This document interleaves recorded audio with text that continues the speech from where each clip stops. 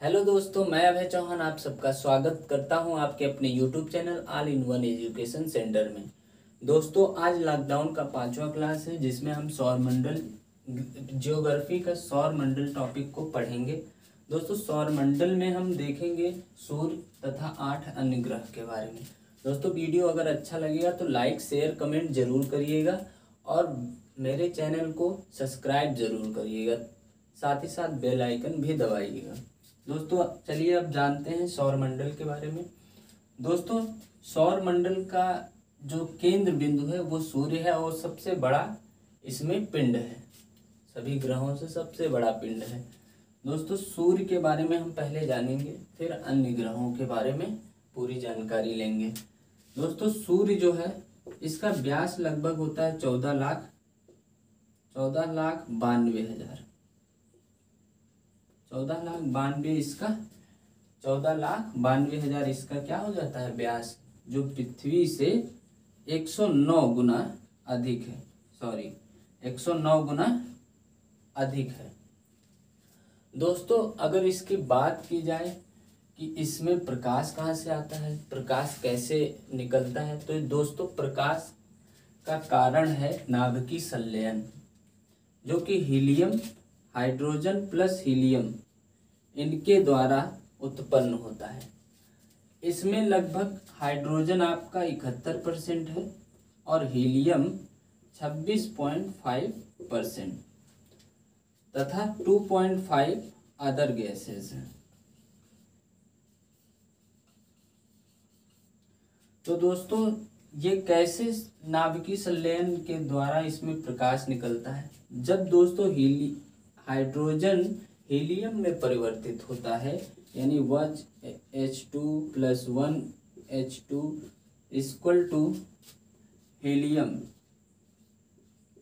Plus ऊर्जा। जब hydrogen helium में परिवर्तित होता है तो ऊर्जा उत्पन्न करता है, जिसके द्वारा रोशनी निकलती है। दोस्तों, जब हाइड्रोजन हीलियम में परिवर्तित होता है तब ये ऊर्जा होती है, यह 71% है हाइड्रोजन। लेकिन जब ये आप सोच लीजिए 71% से बिल्कुल कम हो जाए, यहाँ हाइड्रोजन ना बचे, तो समझो कि सूर्य का अस्तित्व खत्म। लेकिन ऐसा होगा नहीं फिलहाल, ये कब होगा ये भी कुछ नहीं कहा जा सकता। दोस्तों, फिर अब जानते हैं कि पृथ्वी से सूर्य की दूरी लगभग 14,96,00,000 किलोमीटर है। 14,96,00,000 किलोमीटर। आप अगर याद ना रहे तो लगभग 15 करोड़ किलोमीटर भी लिख सकते हैं। दोस्तों, सूर्य की एक और बात की जाए तो सूर्य, आप जान रहे हैं कि सूर्य एक तारा है सूर्य।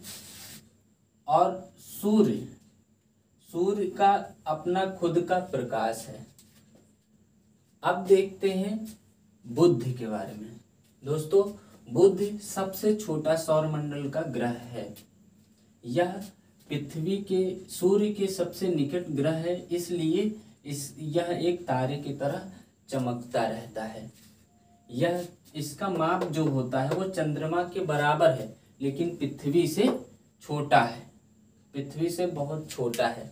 दोस्तों, यह सूर्य के प्रकाश के द्वारा इतना चमकता है जैसे वह तारा लगता है, इसीलिए इसको दोस्तों भोर के तारा से भी जाना जाता है। अब बात करते हैं शुक्र ग्रह के बारे में, यानी वीनस के बारे में। दोस्तों, यह सौरमंडल में सूर्य से दूसरे स्थान पर आता है। दोस्तों, यह सौरमंडल का यानी कि खगोलीय पिंडों में सबसे ज़्यादा चमकीला ग्रह है। इसके चमकीलेपन का कारण यह है कि इसके आसपास ऐसे बादल होते हैं जिनके द्वारा सूर्य से आने वाली रोशनी को वो परावर्तित कर देते हैं।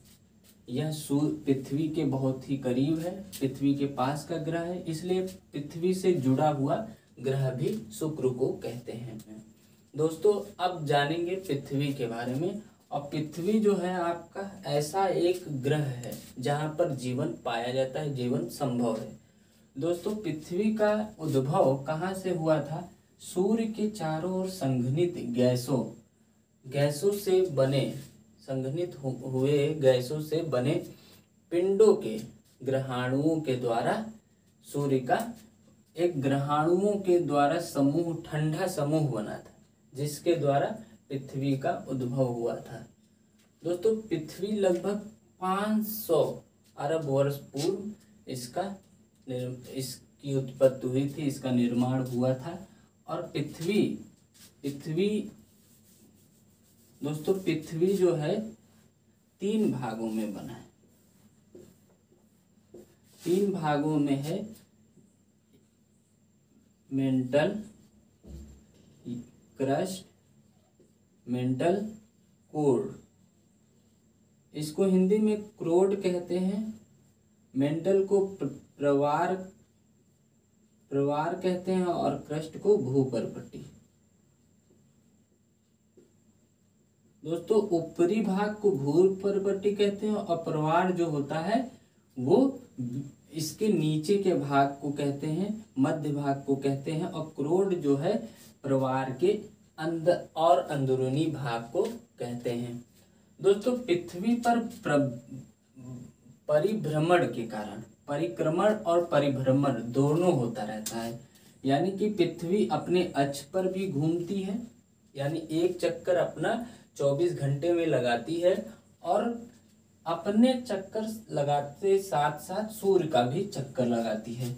जैसे सूर्य यहाँ है और पृथ्वी ऐसे घूम रही है, इधर आई फिर इधर आई, ऐसे घूमती हुई आ रही है दोस्तों। तो इसका आप जानेंगे कि कभी इसकी दूरी सूर्य से बहुत अधिक हो जाएगी, कभी कम, और कभी उससे भी कम हो जाएगी। तो इसके एक दूरी, जो इसकी खगोलीय दूरी, औसत दूरी, इसको खगोलीय दूरी कहेंगे, तभी हम कहते हैं इसकी जो दूरी होती है लगभग 14,96,000 किलोमीटर होती है औसतन दूरी। लेकिन ये जो दूरी है, सबसे ज्यादा दूरी होगी सूर्य से पृथ्वी की दूरी, उसे अपसौर कहते हैं दोस्तों, अपसौर। और जो सबसे नजदीक की दूरी होती है उसे उपसौर कहते हैं, उपसौर ये कहा जाता है दोस्तों। तो इनके 3 भाग हो जाते हैं, क्रस्ट। और ये जो पृथ्वी है वो सूर्य की परिक्रमण करने में 365 दिन और 4 घंटे 56 सेकंड लगाती है। दोस्तों अब बात करते हैं मंगल की। मंगल ग्रह जो आपका है वो दोस्तों पृथ्वी के व्यास से, ये सूर्य से अगले क्रम में पृथ्वी के बाद मंगल आता है, जो लाल कलर का होता है दोस्तों। इसका कलर लाल होता है, इसलिए इसको लाल ग्रह भी कहते हैं। और दोस्तों इसका जो व्यास होता है पृथ्वी के व्यास के आधे का कुछ अधिक होता है बस। और दोस्तों इसके 2 प्राकृतिक उपग्रह हैं, उपग्रह लिख लीजिएगा दोस्तों, फोबोस और एक डिबोस, ये इसके उपग्रह हैं।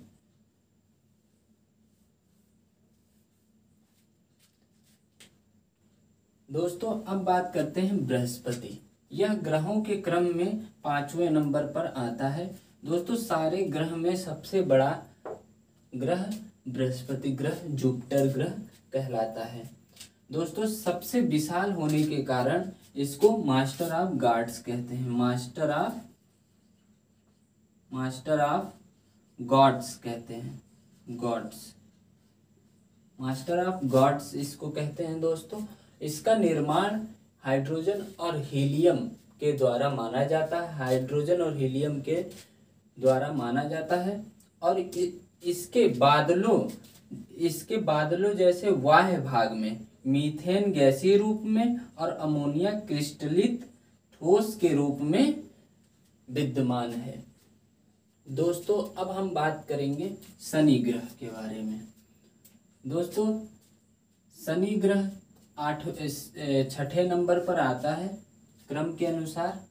और दोस्तों इसके चारों ओर 3 वलय हैं, जैसे कि इसमें वलय है, इसी तरह शनि ग्रह में भी 3 वलय हैं। सब दोस्तों इन वलयों के कारण यह सबसे सुंदर ग्रह माना जाता है और यह सबसे चपटा ग्रह भी है। दोस्तों इसको गैलेक्सी लाइक प्लेनेट भी कहा जाता है। इसको शनि को गैलेक्सी लाइक प्लेनेट भी कहा जाता है और इसके 30 उपग्रह हैं दोस्तों। इसके 30 उपग्रह हैं, 30 उपग्रह हैं। और सबसे बड़ा उपग्रह टाइटन है, टाइटन। अब देखते हैं अरुण के बारे में, यूरेनस। दोस्तों यह 7वें स्थान पर आता है और इसकी खोज 1781 में लगभग हुई थी और विलियम मर्सेल, इसकी खोज किसने की थी? 1781 में विलियम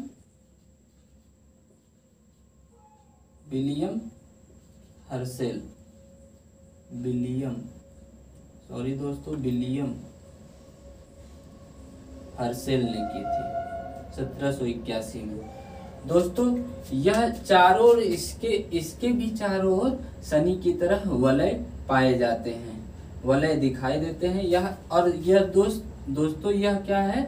यह डिस्क की भांति दिखाई देने वाला ग्रह है। इसके वायुमंडल में हाइड्रोजन और मीथेन गैस पाई जाती है। सबसे लास्ट ग्रह वरुण। दोस्तों सूर्य से 8वें क्रम में आता है वरुण। दोस्तों इसका जो वायुमंडल है उसमें हाइड्रोजन और मीथेन गैस पाई जाती हैं और मीथेन के कारण ही यह हरे रंग का दिखाई देते हैं। दोस्तों क्षुद्र ग्रह के बारे में। दोस्तों क्षुद्र ग्रह क्या होते हैं? जो मंगल तथा बृहस्पति ग्रहों की कक्षाओं के बीच, इन दोनों ग्रहों के कक्षाओं के बीच परिक्रमा करने वाले असंख्य छोटे छोटे तारों को क्षुद्र ग्रह या एस्ट्रॉयड कहते हैं। दोस्तों इसके उदाहरण अगर देखना चाहें क्षुद्र ग्रह के कौन कौन से उदाहरण हैं, तो दोस्तों इसके सीरस, इरीज, वेस्टा तथा जूनो, ये इनके उदाहरण हैं। अब आते हैं दूसरा, धूमकेतु या पुच्छल तारा यानी कॉमेट्स क्या होते हैं। दोस्तों अत्यधिक दीर्घवृत्तीय कक्षाओं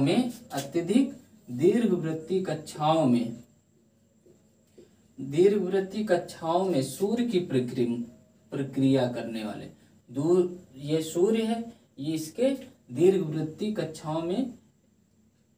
कक्षाओं में परिक्रमा करने वाले धूमकेतु होते हैं। यह सूर्य के बहुत निकट आने पर ही दिखाई देते हैं। एक छोटी चमकदार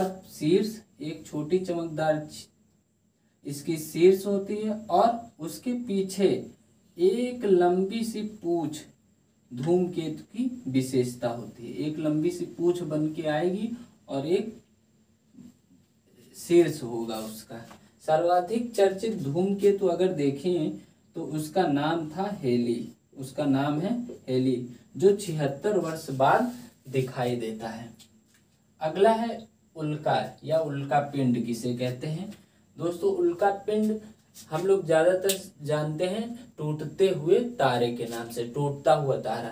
दोस्तों वो वास्तव में तारा नहीं होता है, वो आकाशीय पिंड होता है जो ऊपर से आते समय पृथ्वी के वायुमंडल से इतनी वेग में आता है कि पृथ्वी के वायुमंडल से घर्षण करता है और जलने लगता है, तभी वो हमको टूटते हुए तारे के रूप में दिखाई देता है। ये वास्तव में जल जाते हैं, लेकिन कुछ पिंड नहीं जलते हैं, वो पृथ्वी पर आकर टूट जाते हैं, बिखर जाते हैं। अगला देखते हैं तारामंडल। दोस्तों तारामंडल ताराओं का एक समूह होता है जिसमें कई आकृतियां दृष्टिगोचर होती हैं। कई आकृतियां दिखती हैं जो अच्छे विशेष रूप में उसको आकृति दिखाई देने लगती हैं, जैसे कि सप्तऋषि है, आपका सप्तऋषि है, ध्रुव तारा है, व्याध है, ये सब इनके उदाहरण हैं। अब देखते हैं आकाशगंगा। दोस्तों आकाशगंगा यानी कि गैलेक्सी, आकाशगंगा हमारी जो मिल्की वे है वो हमारी आकाशगंगा है। ऐसे ही कई आकाशगंगा हैं पूरे ब्रह्मांड में, यानी कि सौरमंडल में या ब्रह्मांड में आकाशगंगा कई हैं, और जो हमारी आकाशगंगा है उसको मिल्की वे गैलेक्सी कहते हैं, यानी मंदाकिनी कहते हैं। दोस्तों अब पढ़ेंगे सूर्य ग्रहण,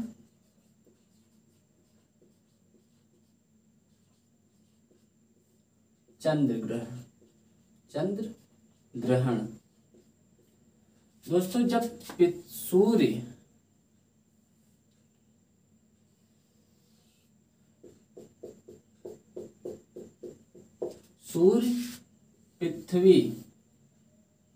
पृथ्वी के बीच जब चंद्रमा आ जाता है, सूर्य पृथ्वी थोड़ी छोटी बनेगी, सूर्य से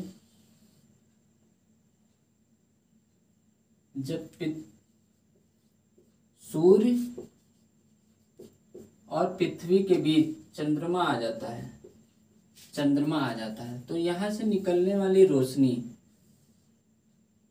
पृथ्वी के कुछ हिस्से पर नहीं पड़ती है।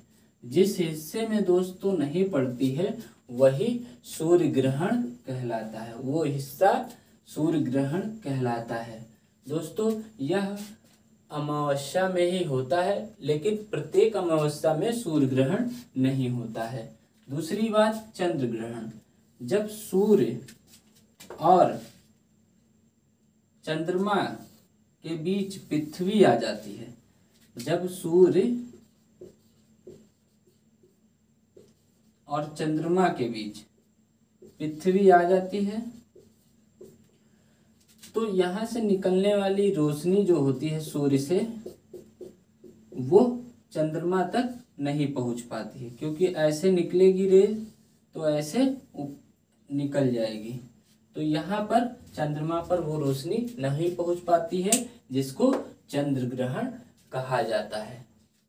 दोस्तों अब पढ़ेंगे अति लघुत्तरी कुछ प्रश्न। पहला है सूर्य का प्रकाश पृथ्वी तक कितने समय में पहुंचता है। दोस्तों सूर्य का प्रकाश पृथ्वी तक पहुंचने में उसको लगता है समय 8 मिनट 16 सेकेंड। दूसरा है सौरमंडल में कुल कितने ग्रह हैं। सौरमंडल में कुल 8 ग्रह हैं और इसको समय लगता है 8 मिनट। कभी कभी ऑप्शन 8 मिनट ही होता है, लेकिन 8 मिनट 16 सेकेंड लिखते हैं आप। सौरमंडल में 8 ग्रह। पृथ्वी का जुड़वा ग्रह किसे कहते हैं।